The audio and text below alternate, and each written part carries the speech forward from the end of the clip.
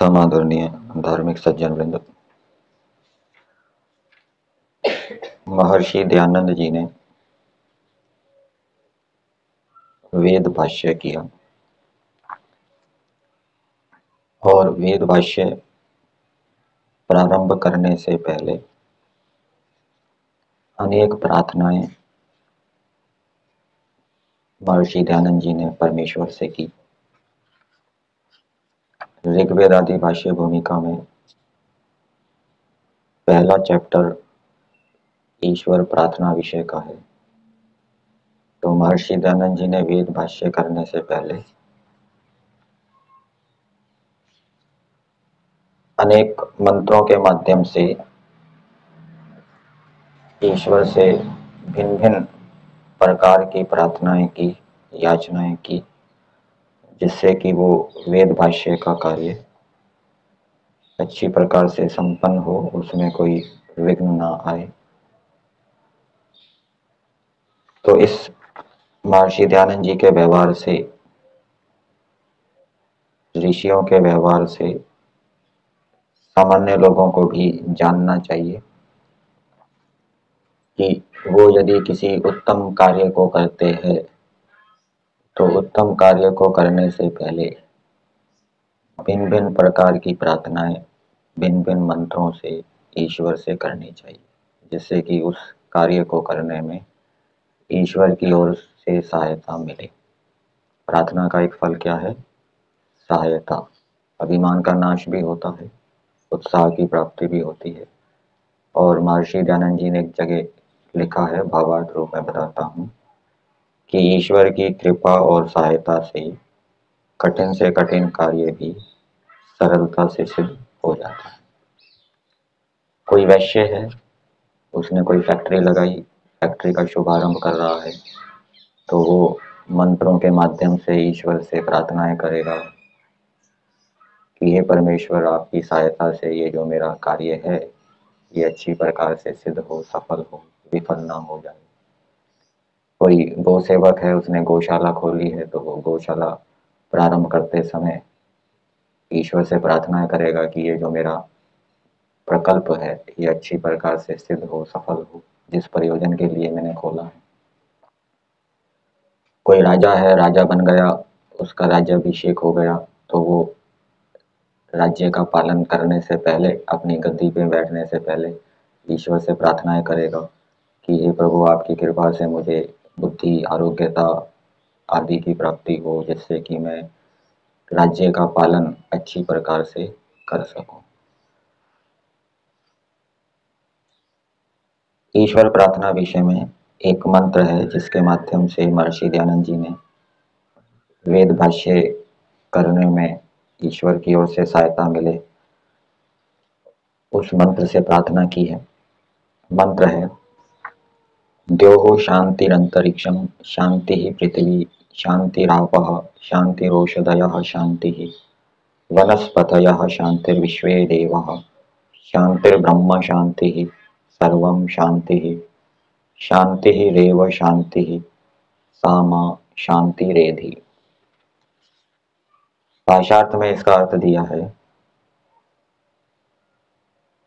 हे सर्वशक्तिमान भगवान, आपकी भक्ति और कृपा से ही देव, जो सूर्य आदि लोकों का प्रकाश और विज्ञान है, यह सब दिन हमको सुखदायक हो, अनुकूल हो।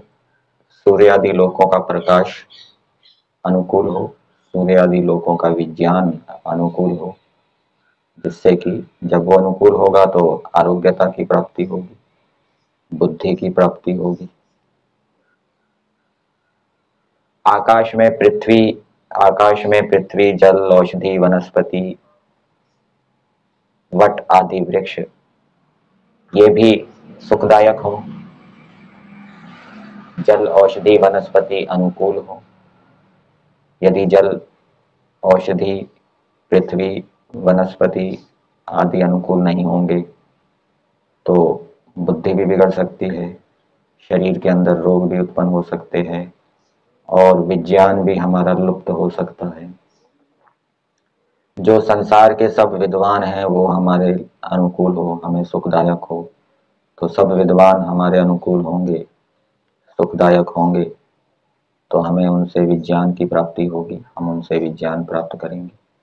और विद्वान हमारे प्रतिकूल होंगे तो उनसे हम विज्ञान आदि की प्राप्ति नहीं कर पाएंगे, और विज्ञान की प्राप्ति न होने पर आरोग्यता नहीं रहेगी, उत्तम बुद्धि नहीं रहेगी।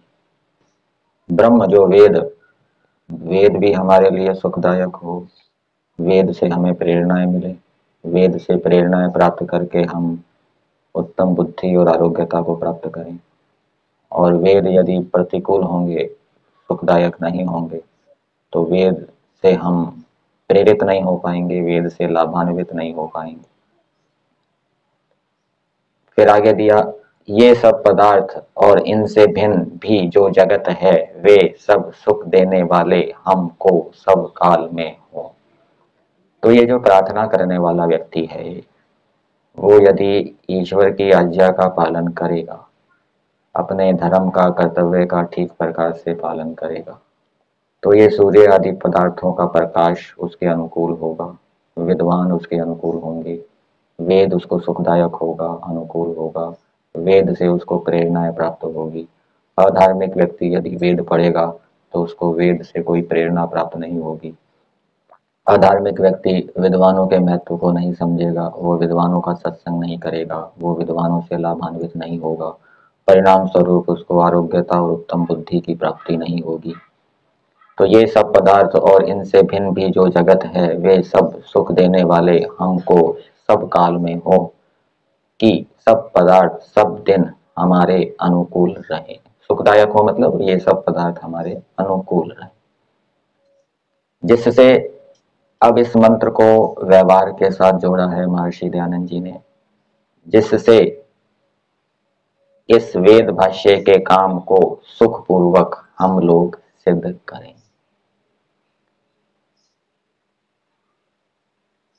किसी गोपालक ने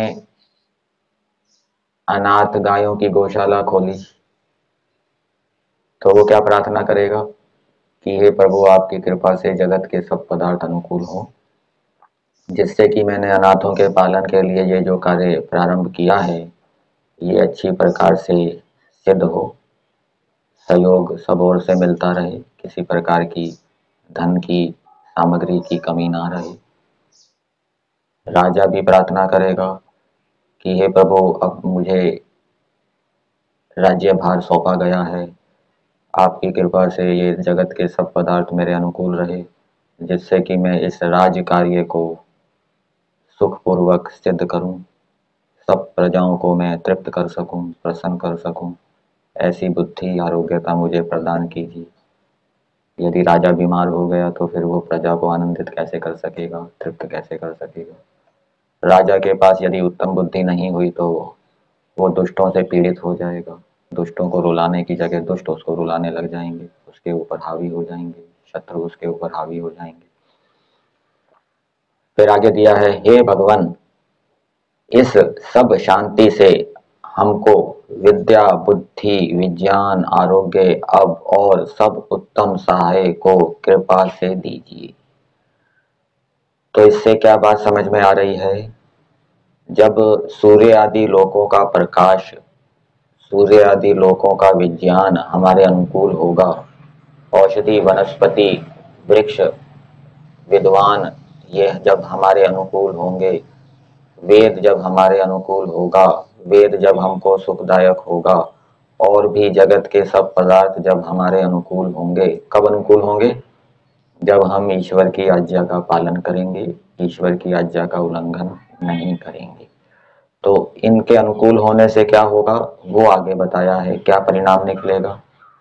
इस सब शांति से अर्थात ये जब जगत के सब पदार्थ जड़ और चेतन पदार्थ जब हमारे अनुकूल होंगे तो उससे हमको विद्या, बुद्धि, विज्ञान, आरोग्य और उत्तम उत्तम सहायता की प्राप्ति होगी। और जब ये जगत के पदार्थ अनुकूल नहीं होंगे तो विद्या की प्राप्ति नहीं होगी, बुद्धि की प्राप्ति नहीं होगी, विज्ञान की प्राप्ति नहीं होगी, आरोग्यता की प्राप्ति नहीं होगी और उत्तम सहाय की प्राप्ति भी नहीं होगी। अब गौशाला खोली है तो पैसा चाहिए, डॉक्टर चाहिए। पैसा डॉक्टर नहीं होंगे तो फिर क्या करेंगे? डॉक्टर बीमार हो, गाय बीमार होगी तो चिकित्सा कैसे करेंगे? भूसा चारा खत्म हो गया तो कैसे लाएंगे? फिर आगे दिया, तथा हम लोगों और सब जगत को उत्तम गुण और सुख के दान से बढ़ाइए। तो हमने जो ये वेद भाष्य को प्रारंभ करने का कार्य किया है, तो हमको भी आप उत्तम गुण और सुख के दान से बढ़ाइए, जिससे कि ये वेद भाष्य का कार्य अच्छी प्रकार से हो। और दूसरों के लिए भी प्रार्थना कर दी कि सब जगत को भी आप उत्तम गुण और सुख के दान से बढ़ाइए। केवल अपने लिए प्रार्थना नहीं की कि हे प्रभु, आपकी सहायता से ये जो कार्य है, व्यापार का कार्य अथवा राज्य पालन का कार्य अच्छी प्रकार से सिद्ध हो मेरा, और मेरा ही ना हो, आप दूसरों को भी उत्तम विज्ञान दीजिए, बुद्धि दीजिए, जिससे कि उनका भी सुख बढ़े। संस्कृत भाग में थोड़ा सा अंतर है। संस्कृत भाग में दिया है, हे भगवन परमेश्वर, एतया सर्व शांतया, इस सर्व शांति से विद्या बुद्धि विज्ञान आरोग्य सर्वोत्तम सहाय भगवान माम सर्वथा वर्धयतु तथा सर्वम जगत च। तो ये सब पदार्थ मेरे भी अनुकूल रहें और दूसरे मनुष्यों के भी अनुकूल रहें, जिससे कि सबका विद्या बुद्धि विज्ञान आरोग्य बढ़े, सबका सबका उत्तम सहाय बढ़े और ये सारा जगत भी बढ़े। तो ये मंत्र अनेक मंत्र हैं, भिन्न भिन्न प्रकार की प्रार्थनाएं उसमें की गई है। कहीं बुद्धि की प्रार्थना की है, कहीं दुर्गुणों को छोड़ने की प्रार्थना की है, कहीं सहायता उत्तम सहायता की प्रार्थना की है, कहीं जगत के पदार्थ अनुकूल हो ये प्रार्थनाएं की है। तो जब भी कोई उत्तम काम प्रारंभ किया जाता है तो भिन्न भिन्न मंत्रों के माध्यम से ईश्वर से भिन्न भिन्न प्रकार की प्रार्थनाएं याचनाएं करनी चाहिए। और केवल प्रारंभ में ही नहीं, बीच में भी ईश्वर से प्रार्थना याचना करनी चाहिए, ताकि ईश्वर याद रहे, ईश्वर को छोड़े ना व्यक्ति। क्योंकि वो प्रार्थना करेगा तो प्रार्थना का नियम ये है कि प्रार्थना के लिए ईश्वर के समर्पित होकर चलना पड़ेगा, ईश्वर की आज्ञा का पालन करना पड़ेगा, तब ईश्वर प्रार्थना पूरी करेगा, नहीं तो नहीं करेगा।